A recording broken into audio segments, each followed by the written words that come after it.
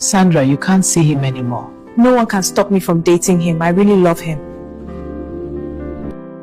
Why does my mother want to ruin my happiness? I'm in love with Daniel. Why won't my daughter listen? I don't want anything to happen to her.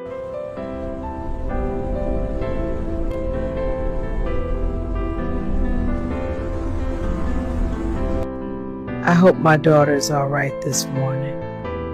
Let me prepare and leave this house for my mom. I don't need nonsense. Why ruin my happiness with Daniel? I'm off to work. Please understand, you are all I have.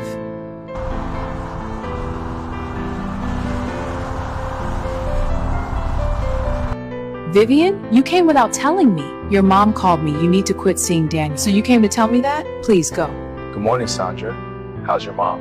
She's fine, just that Just that what?